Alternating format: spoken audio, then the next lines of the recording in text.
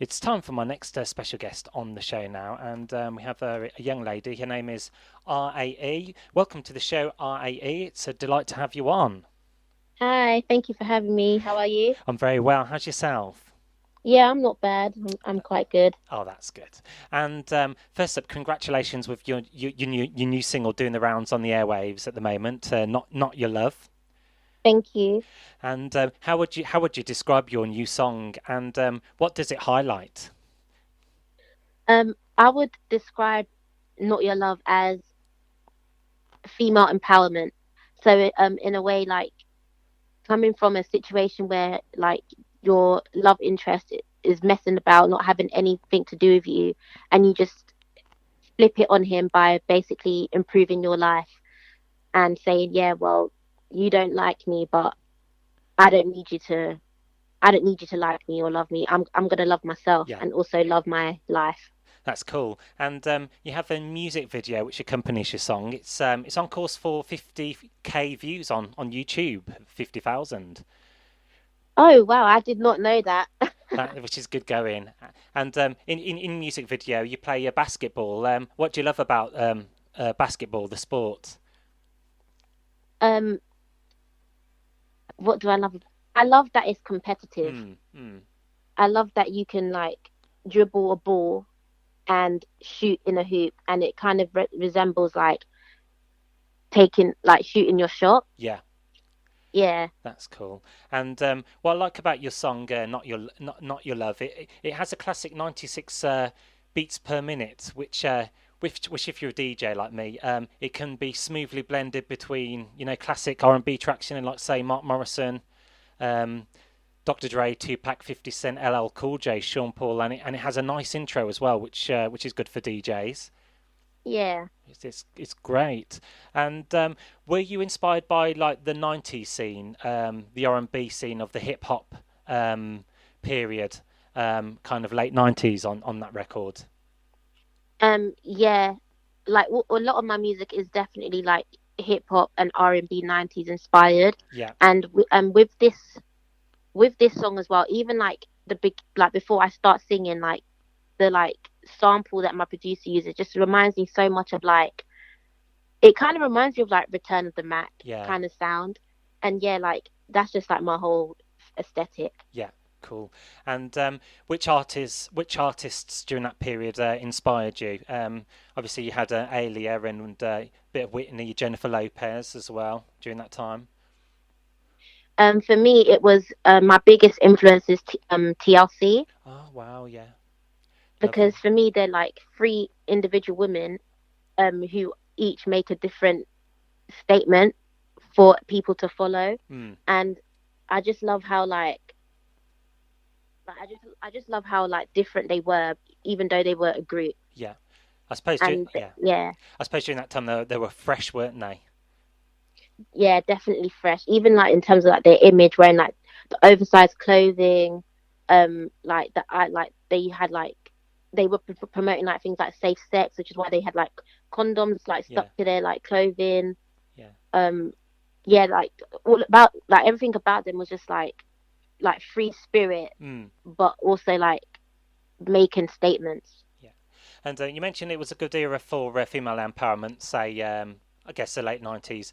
You also had On Vogue and Destiny's Child, All Saints as well. Do you remember when Destiny's Child first come on the scene with No, No, No? I think it was about March '98 during that time. With which song? Yeah, Destiny's Child, they first come on the scene in '98 with No, No, No. Oh yes, yes, yes. Yeah, and during that time as well, fashion as well. I know you're into fashion and you fashion as well. Kappa as well. That was a brand. I remember in the '90s, everyone used to wear Kappa, the Italian brand, Yeah. and you coined a new terminology which is called new nostalgia, which is clever. I know Amy Winehouse did it with retro pop, kind of capturing the sounds of, like Billie Holiday and that Motown sound, Supremes. Yeah. And what is it? What attracts people to nostalgia?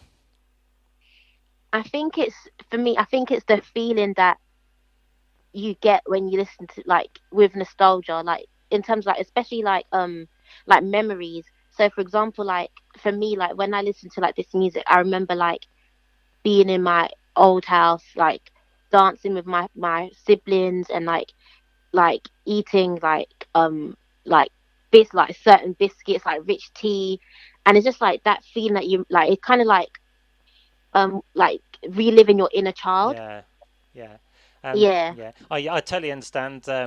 In our family home, we had our first household, and certain songs remind me of that house. Good and bad. And I can relate to what you're saying, which is interesting, really, I guess. yeah. And do you have a set vision or level where you like to reach, or are you just kind of seeing where your musical journey takes you? It's a bit of both Mm, because I do see myself as a really big global star. yeah, Yeah, like I do see myself like that, but at the that's good. same time, it's you never like this journey is so unpredictable. Like you just never know what will happen. So it's kind of like just taking every step as it like Yeah, every like just taking every step as it is. yeah. That's a good outlook to have. And just wrapping up now, what's been your proudest achievement to date? Um, so my proudest achievement to date is winning the emerging talent competition, the Glastonbury Emerging Talent Competition. Yeah, Literally by the song "Damn Jermaine" that I released in 2019. That song won the whole competition, and that literally in lockdown. great. And I've just read some testimonials from one of the, I think it was Evis, one of the organisers of the Glastonbury Festival. She had some really high praise for you. Oh yeah. And talk about festivals. Obviously, you played on the festival circuits pre-COVID. What do you like about the festival vibe? I've actually played one festival, Hmm? but the when I was like there, I just love how everybody's just happy to be there. It's just a feeling of like being free for like one day and just meeting new people from around the world and just like learning about new artists who you've never heard of before. Like like an adrenaline Yeah, adrenaline of like happiness you get of just being at a festival.